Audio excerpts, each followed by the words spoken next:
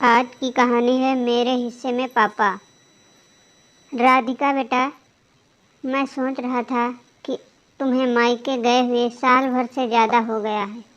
हम सबका ध्यान रखते रखते लगता है तुम अपनी गृहस्थी में व्यस्त हो गई हो।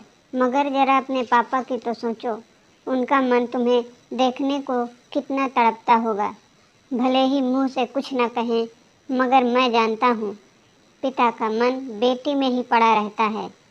सुबह सुबह ससुर जी के मुंह से ये मिश्री घुले वचन सुनकर राधिका हक्की बक्की रह गई। सोचने लगी, यह आज सूरज कौन सी दिशा में निकला है। आज तक तो ऐसा कभी नहीं हुआ था। कितना तड़पती है वो मायके जाने के लिए, मगर जिम्मेदारियों के बोझ तले दबकर कभी निकल ही नहीं पाती। जब सासू माँ जिंदा थी तो फिर भी बच्चों की गर्मियों की छुट्टी में चली जाया करती थी, मगर उनके जाने के बाद तो कभी इस घर की चाकरी से फुर्सत ही नहीं मिली। जब भी मायके जाने का नाम लेती हूँ तो रमन मान जाते हैं, मगर ससुर जी यही सबसे ज़्यादा हल्ला मचाने लगते हैं।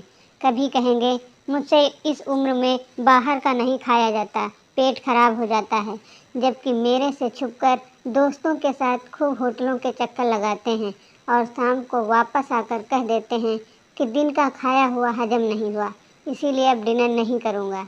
अगर घर पर खाना बनाने के लिए कोई कुक लगा दूँ तो उसके खाने में बुराई निकालकर भरी थाली छोड़कर 10 खड़े हो जाते हैं। इन्हीं के कारण तो पिछले 2 साल से मायके की सूरत तक नहीं देख पाई हूँ, जबकि 6-7 घंटे का ही रास्ता है। पर आज ये उल्टी गंगा कैसे बह रही है, कुछ तो बात है। राधिका को दाल में पक्के से काला नजर आ रहा था, इसीलिए इतना बड़ा ऑफर सुनने के बाद भी उसके चेहरे पर कोई उत्साह न देख ससुर जी ने आगे बोलना शुरू किया। दरअसल आज तुम्हारे पिताजी का फ़ोन आया था, सबके हाल चाल पूछ रहे थे। मैं तो उनके स्वर से ही उनकी पीड़ा समझ गया कि वे तुमसे मिलने को कितने ललायित हैं। अगर खुलकर कुछ न कह नहीं पा रहे हैं, ऐसा करो 2-4 दिन मायके में रह जाओ, उनको भी अच्छा लगेगा और तुम्हारा भी चेंज हो जाएगा। ये अविश्वसनीय प्रस्ताव सुनकर राधिका जैसे बेहोश होते होते बची। वो तो ठीक है पिताजी, मगर अभी बच्चों की छुट्टियां कहाँ हैं। अरे बच्चे कौन सा वकालत की पढ़ाई कर रहे हैं, जो 2-4 दिन में बड़ा नुकसान हो जाएगा। एक 7वीं में है और दूसरा 3री में है। 2 दिन की छुट्टी करा लो, शनिवार और रविवार लगाकर 4 दिन में आ जाना। राधिका को यह उदारता अभी भी हजम नहीं हो रही थी, फिर भी कुछ पूछ नहीं पाई, इसीलिए वहाँ से चुपचाप चली गई। शाम को रमन को जब बताया तो वो भी चकित रह गए। पिताजी ऐसा बोल रहे हैं, मैंने तो जब से भी उनसे ऐसा कुछ कहता हूँ 10 बातें सुना डालते हैं। मायके में रहने का इतना शौक था तो ब्याह ही क्यों किया था। शादी के बाद लड़की की पहली जिम्मेदारी ससुराल की बनती है, मायके के लिए तो वो मेहमान होती है, वगैरह वगैरह। ऐसा करो राधिका, इससे पहले कि उनका दिमाग पलटे चुपचाप मायके निकल लो। और मैं तो कहता हूँ 2-4 दिन नहीं बल्कि 1-2 हफ्ते लगाकर मन भर कर आओ। रमन ने चुटकी ली। शाम को सब बैठे डिनर कर रहे थे तो ससुर ने पुनः पूछा, तो बहू क्या सोचा तुमने। राधिका की बजाय रमन ही बोल पड़े, सोचना क्या है पिताजी, आप इतना कह रहे हैं तो चली जाएगी। मैं कल ही उसके टिकट निकलवा दूंगा। पतिदेव की तत्परता देख राधिका मुस्कुरा उठी। हाँ हाँ जरूर जाओ बहू, सचमुच तुम्हारे पिताजी का सोचता हूँ तो बड़ा लगता है। तुम्हारी माताजी के देहांत के बाद वो कितने अकेले रह गए हैं। अकेले क्यों, भैया भाभी भी तो साथ हैं और वो पिताजी का पूरा भरपूर ध्यान रखते हैं। राधिका को ससुर जी के कहने का तरीका थोड़ा अखरा। हाँ ध्यान तो रखते हैं, मगर पिता का दिल तो बेटी में पड़ा ही होता है। मैं तो उन्हें कितनी बार बोल चुका हूँ, 2-4 दिन के लिए यहाँ आकर बिटिया के पास भी रहा करो, हमें भी अच्छा लगेगा। राधिका दोबारा बेहोश होते होते बची। ये क्या हो गया आज पिताजी को। मेरे पापा जब कभी यहाँ पर आए और चाय नाश्ता भी कर लिया तो अगले 2 दिन में यही सुनाते रहे कि शास्त्रों ने तो बेटी के घर का खाने वाला नरकगामी बताया गया है।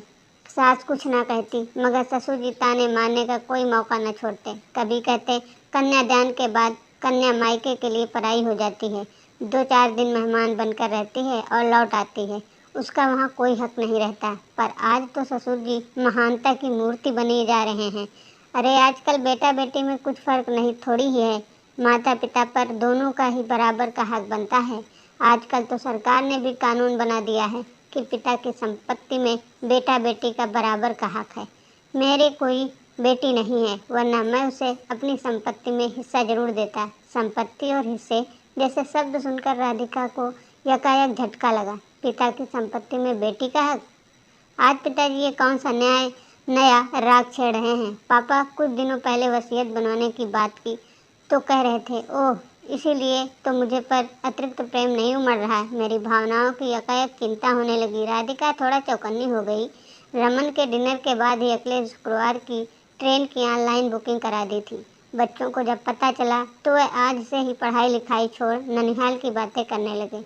नानू कैसे उन्हें अपने साथ बाजार लेकर जाकर मनपसंद आइसक्रीम खिलाते थे, मामी कैसे उनके लिए नई नई डिश बनाती थी, उनके बच्चों के साथ कैसे सारा दिन धमा चौकड़ी मिचती थी, और मामा वह तो उनके लिए जैसे अलादीन का जिन्न थे। वह जो जो फरमाइश करते जाते पल में हाजिर कर देते। कोई पिक्चर देखनी हो, वीडियो गेम खेलना हो या कहीं घूमने जाना हो, कुछ भी। सच, राधिका अपने से ज़्यादा बच्चों की एक्साइटमेंट देखकर खुश थी।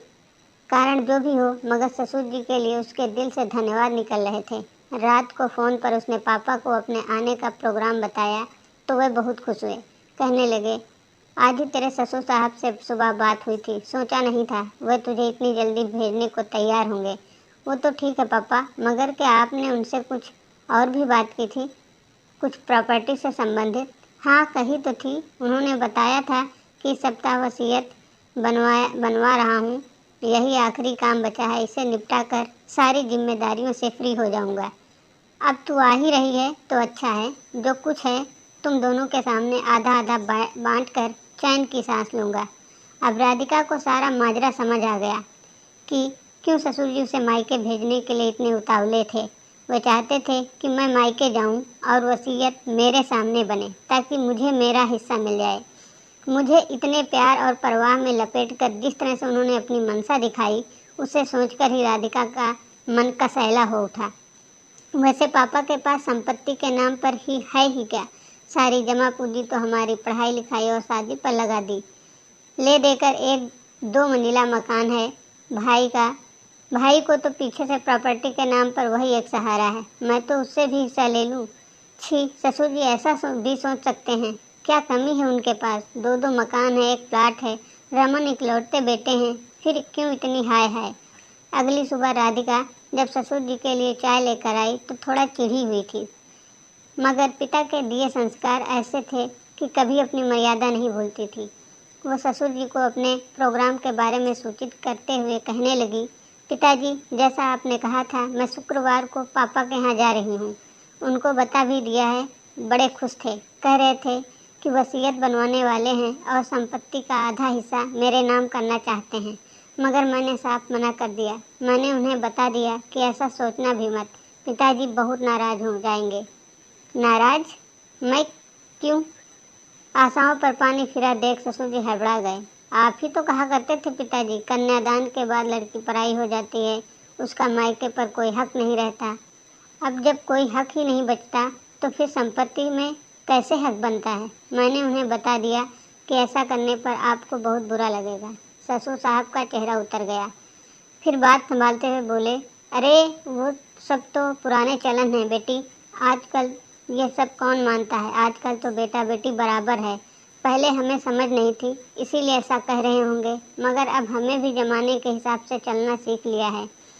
देखो तुम मना मत करो, उस घर में तुम्हारा हिस्सा रहेगा तो पिता के बाद भी तुम्हारा मायका खुला रहेगा। भाई भाभी इज्जत करेंगे, वरना तो रिश्तों के बदलते देर नहीं लगती।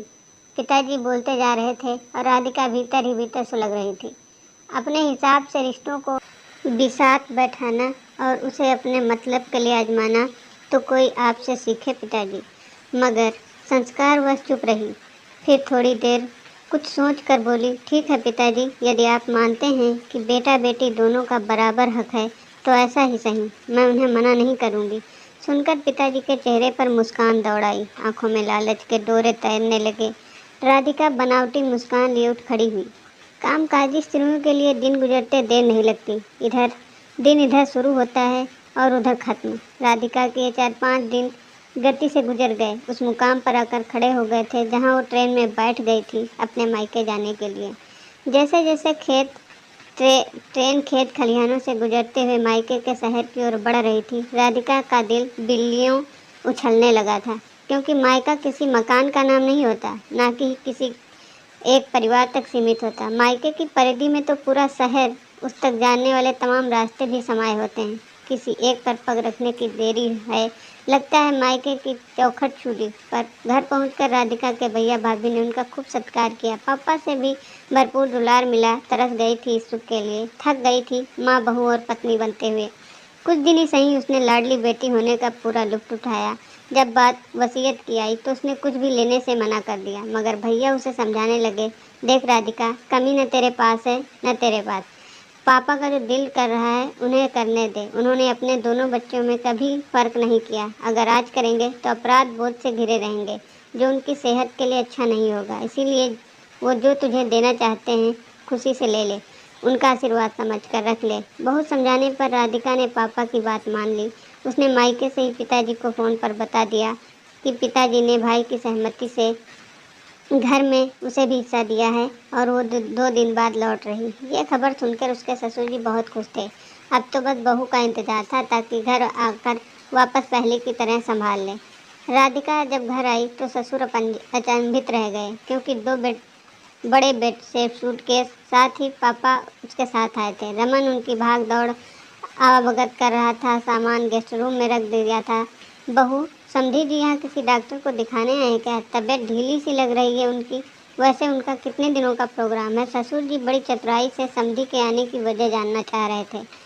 पापा तो बिल्कुल भले चंगे हैं पिताजी, किसी को नहीं दिखाना, ना कहीं जाना है। दरअसल आपने ही कहा था ना कि आज के ज़माने में बेटा बेटी का बराबर का हक है।